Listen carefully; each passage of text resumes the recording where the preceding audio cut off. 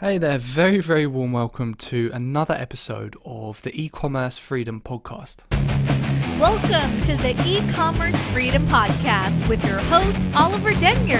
Learn the practical steps you need to take to build a business you can run on your own terms. Escape the 9 to 5 and work from anywhere in the world. So this is going to be the first part of a 4-part mini-series I'm actually conducting on private labels. And I think this is going to be really, really interesting for you guys because to me and to most people in the e-commerce industry, especially people selling on Amazon, the private label strategy is really the end goal. It's the time when you don't have to do as much hustling like you do with retail arbitrage and online arbitrage and wholesaling and other strategies like that. And you can kind of take a step back from the whole process and really start to focus on building a brand. And really, if you have a brand that actually works and customers trust and they want to keep buying from you, then your work gradually gets easier and easier because the time you actually have to put into marketing once you own a brand is reduced because customers already trust you. So if you can imagine, if you have like a little ecosystem of products that you're releasing into the Amazon marketplace or into any e-commerce marketplace out there, if customers already love your brand, every single new product that you bring out, they're already going to be 50% sold on. So that's one of the reasons really I believe this is such an awesome strategy, and there's loads of other reasons as well, but the main thing which really strikes me about private labels is I think it's probably one of the most I think it's one of the clearest examples of a business opportunity where there's just such a vast amount of average people creating some serious wealth within it.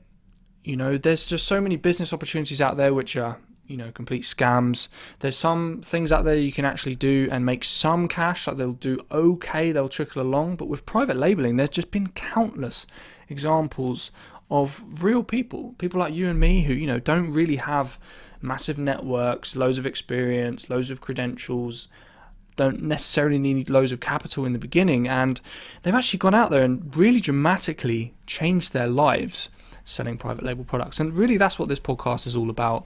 I really wanted to bring to life strategies that you may not have heard of, or you may not have heard of in much detail, that if you actually implement and you actually have a go at, you might actually be able to really make a big change and see big changes in your life. And I think private labels is definitely one of these strategies. And just to illustrate my point, I'd actually want you to go, if you're at a computer right now, or if you get a chance later on, go to amazon.co.uk. And I mentioned this in a couple of episodes back, but if you just in case you missed it, go to amazon.co.uk or amazon.com and type in the word spiralizer. Okay, type in the word spiralizer. And what you're going to see is a load of results, probably maybe up to 10 pages of results. And one thing that's really interesting is none of these products are being sold by big name brands. Almost every single one of the spiralizers that are being sold on Amazon are being sold by average people, right? Individual sellers who have actually implemented the private label strategy, selling their own private label products on Amazon. And you'll see, just as a clue, with the amount of reviews that some of these products have had, considering that, you know, one review represents 1 in 25 sales, right? So if a product's had one review, it's had 25 sales. Some of these products have had thousands of reviews.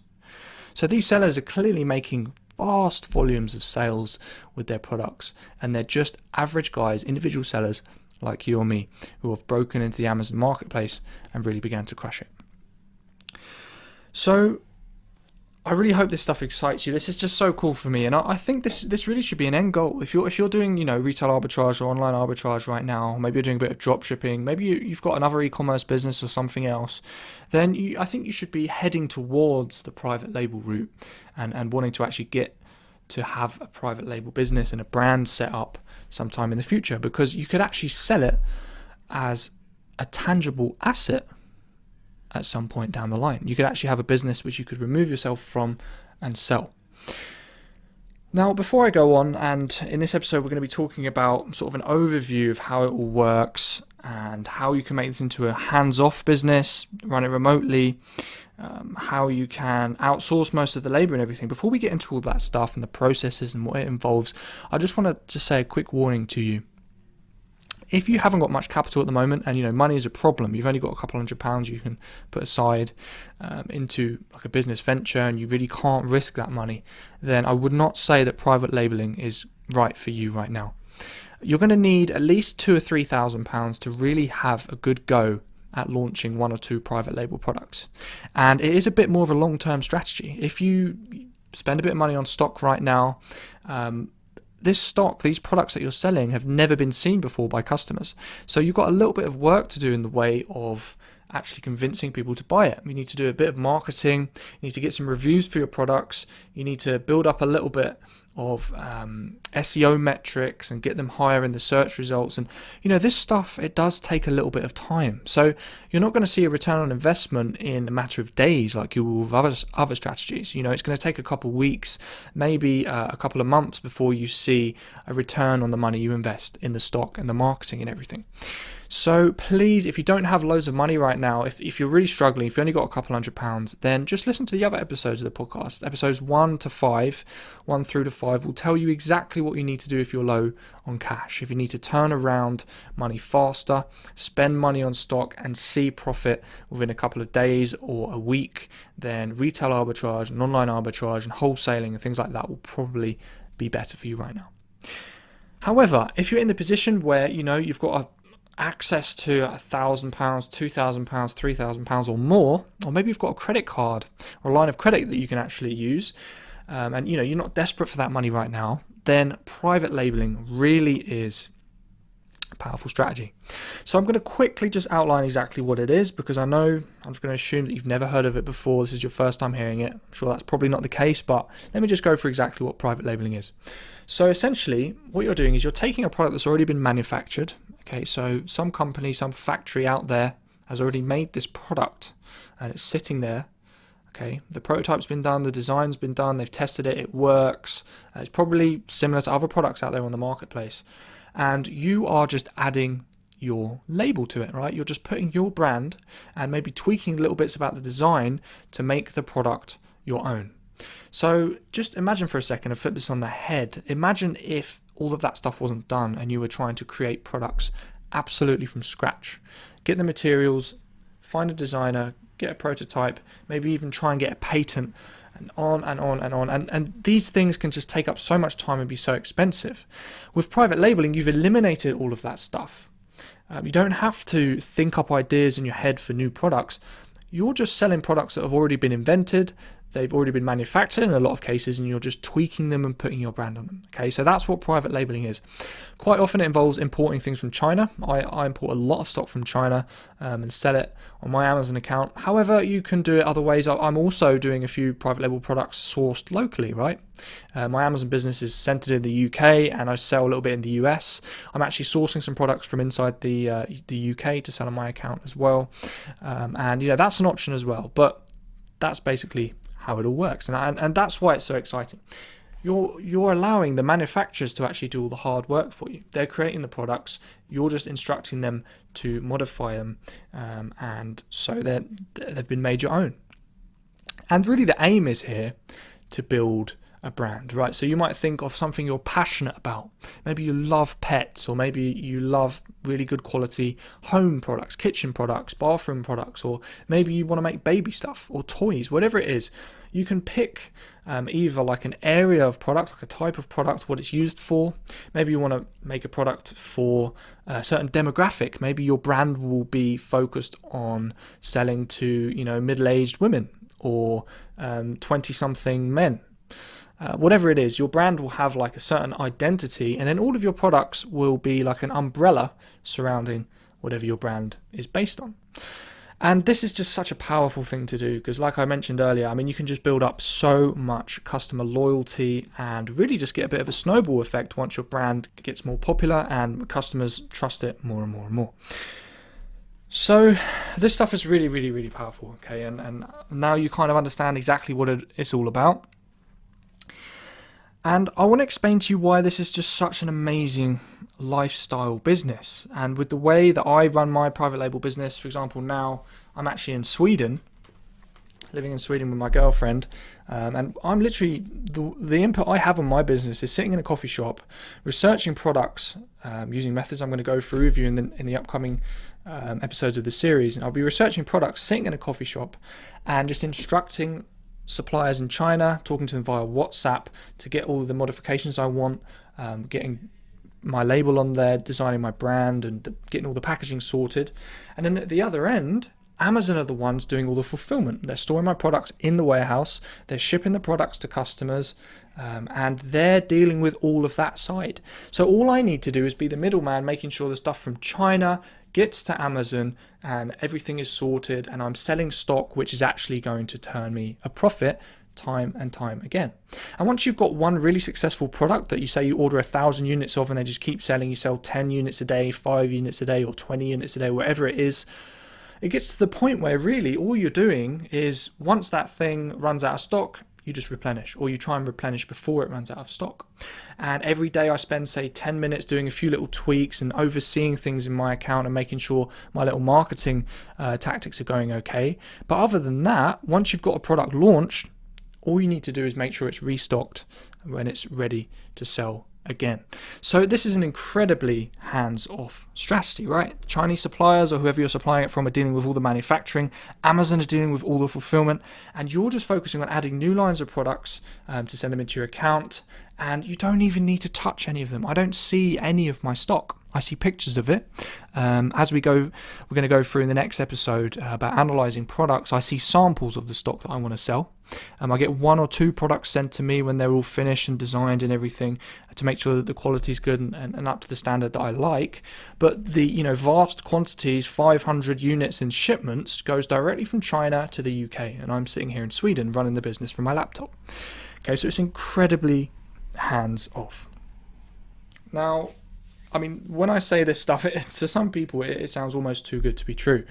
But once, I remember I had one product actually in March that was selling, and I launched this product in September, and it was doing pretty well. It was doing okay. It was one of the products I launched sort of early on, and I kind of forgot about it, to be honest with you. Like, this product was just sitting there. I hadn't really done any tweaking with any marketing or anything. I hadn't even checked the stock levels or anything, to be honest with you, because I was focusing on launching new products and doing other things at the time. And I just all of a sudden was looking down my order reports in the back office of my Amazon account and, seeing what was going on and overseeing my business, and just as you do sort of every day. And I noticed this thing, I haven't touched it for an entire month, in fact probably for longer, and without me even knowing, it sold 95 times in 30 days. Right, so when I say this stuff is hands off, and I wasn't even paying for any advertising on this thing, I just left it, and for all I knew it could have been making me a loss, but it was making me, it sold 95 times in 30 days without me even doing anything. So when I say this stuff is hands off, I really do mean it. It gets to the point where you need very little input to actually continue making sales. All of the systems are being handled by big companies. You're leveraging big companies such as manufacturers in China and Amazon, one of the most trusted e-commerce sites in the world, to do all of the hard work for you. You don't really need to lift a finger when all that stuff is going on. So I hope this has got you excited. I hope you're inspired to really go out there and actually try and make this happen for you. And what I want to do now is actually give you like an overview of how I explain the process of private labels. And I think, to be honest with you, a lot of people really overcomplicate this stuff. There's a lot of things that you can do with your private label brand and with your products, which is optional. And there's a lot of things that you can do which are kind of outside the core elements of a decent private label business. Now, I like to focus on the really, really core stuff and make sure you understand that and spend most of your time doing that stuff first to make sure you've got money coming through your account. You're doing the things that really make a difference in your business. Understand those things first, and then after that, then you can focus on all the additional stuff. I mean, why would you want to spend so much time focusing on all the little details, the things that don't really make you too much money, when you should be focusing on the core stuff? So this is exactly what I'm going to be going through with you right now, and I've whittled it down really to just 3 steps. Okay, so let's go through exactly what they are.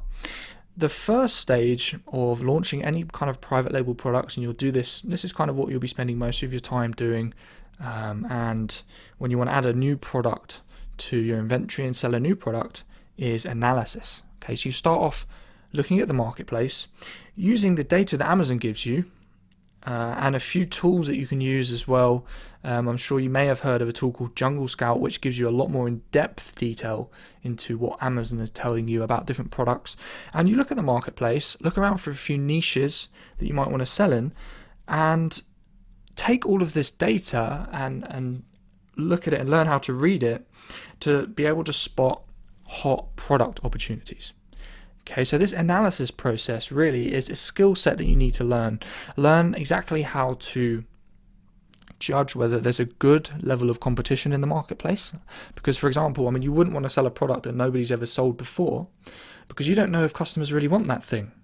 The ideal situation will be where there's a load of products selling pretty well on the Amazon marketplace, but there's gaps.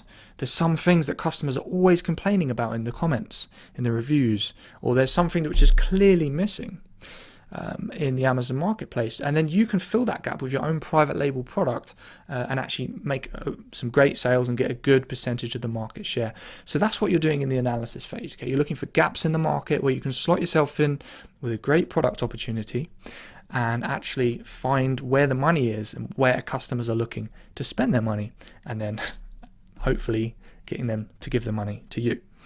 So once you've analyzed the marketplace, you found maybe a product that looks like it's going to be a really, really hot seller, I really, really urge you, and this is probably the easiest, but at the same time, the most important part of this entire process, is move on to step 2, which is validation. And I think this is actually an area of business where 99% of business owners actually end up missing out, and this is why they end up failing. Now, let's just say, for example, and take it out of context from the Amazon business for a second, let's just say you had a really, really awesome business idea.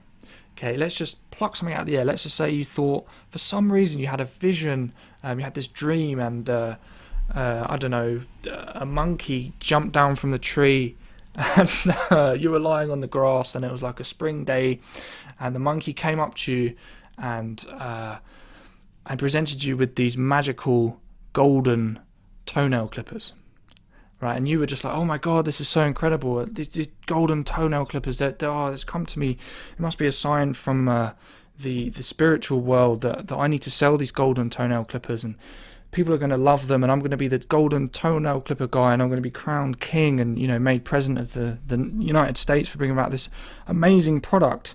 So you wake up from the dream, you run to find, spend £50,000 on gold, you manufacture these golden toenail clippers, get amazing marketing campaign in place with TV adverts, radio spots, you try to do a Kickstarter campaign, you've got like YouTube bloggers talking about these things, and you're spending heaps and heaps of money just because you've had a hunch that this thing is going to work, and then you release it, and on launch day, when people are supposed to be putting the money in the checkout and giving you cash for these things, nothing happens.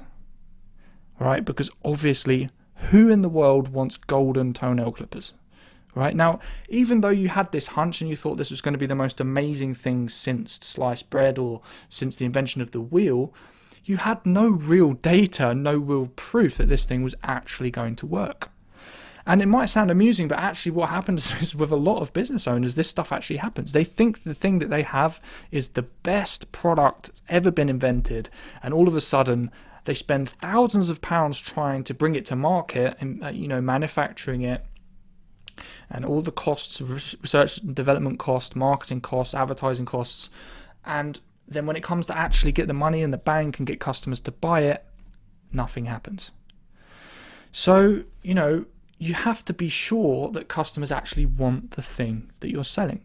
And the best way to do this is with validation.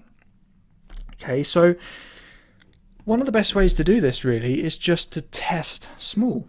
right? Let's just say you thought that the golden toenail clipper was going to be the most amazing thing on the planet. Well, rather than trying to manufacture 2 million of them and trying to get it on Walmart's shelves in the USA and Tesco's shelves in the UK and selling on, tele shopping channels and on the radio and everything, why not just try and sell 10 of them? Because if 10 of them won't sell, then you're never going to sell 10 million, right? So what I recommend you do after analyzing a marketplace and having a look at Amazon's data and getting all of the theory in place, try and get some real cold hard evidence that this thing is actually going to work. And this is what validation is all about. So if you can, try and order a smaller batch of the product you think is going to work, list it on Amazon and actually see if this thing is going to sell. Okay, so this is the next stage of the process, and I think this is the most important. And to be honest with you, a test batch to you might be 500 units. If you've got a decent amount of capital and you've got the data saying that, this thing looks like it's going to sell, the theory checks out, then ordering 500 units as a test batch isn't too crazy. It might not be the end of the world if these 500 units sold slower than you thought, so that would be okay. However, you might be really broke right now, or money might not be something you have a lot of right now, so you might think, okay, I'm just going to test with 100 if I can get a supplier to give me 100 of these things, and maybe I'll just break even because I'm ordering a lower quantity, or maybe I'll make a little bit of a loss, but then at least you'll know that this thing sells, right? If sales go through your account, when you've got no reviews, you've got no decent branding or packaging or anything like that, then you know that when you've got all of that stuff in place and you can do a little bit more fancy things with marketing, then they really will sell well. Okay, so analysis is the second stage that I suggest you really focus on. I think it's the most important. A lot of people skip it out. So definitely validate before you spend loads of money. And then the third stage is investing, right? You've analyzed the product, you think it looks like a hot seller, you validated it by seeing real sales data go through your account, you've seen sales of it happen.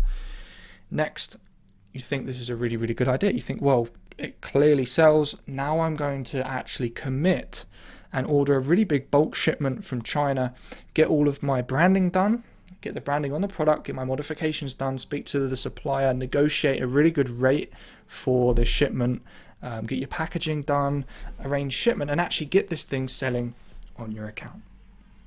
So those are the three core phases of launching a private label product. And the great thing is, once you actually understand exactly how these stages work, then it's just a case of rinse and repeat.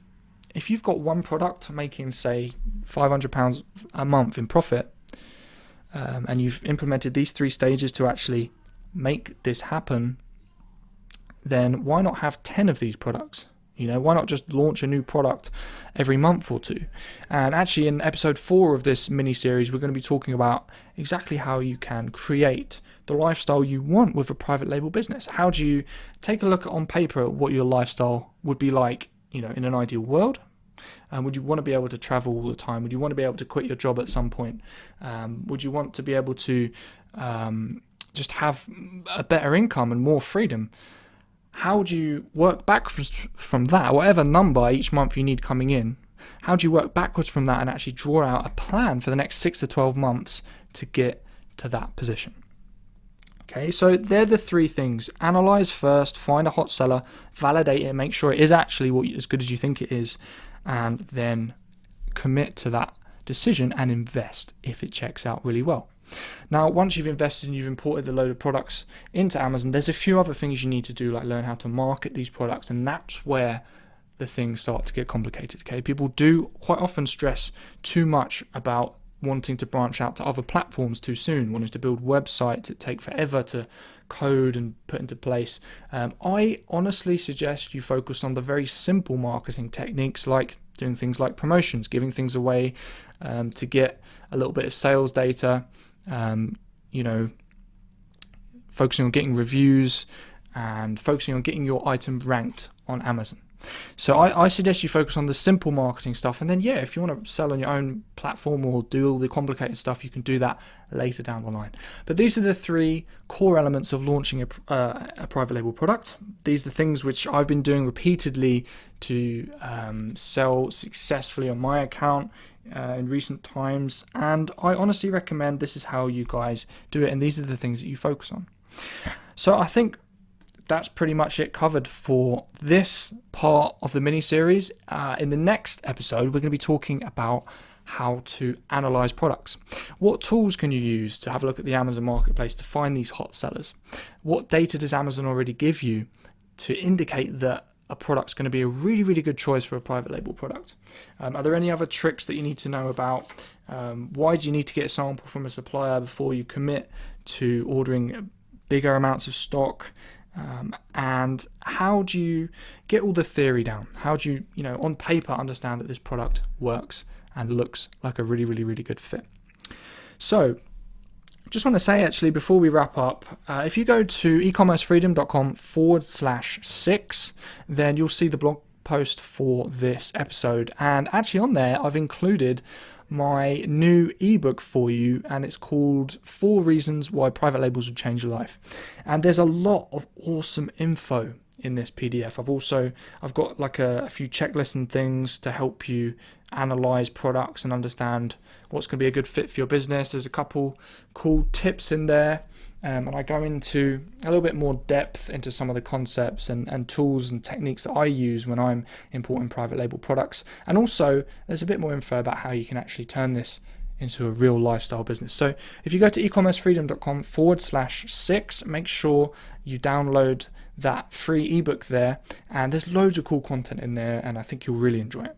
So I really hope you enjoyed this episode. We've got 3 more in this mini series.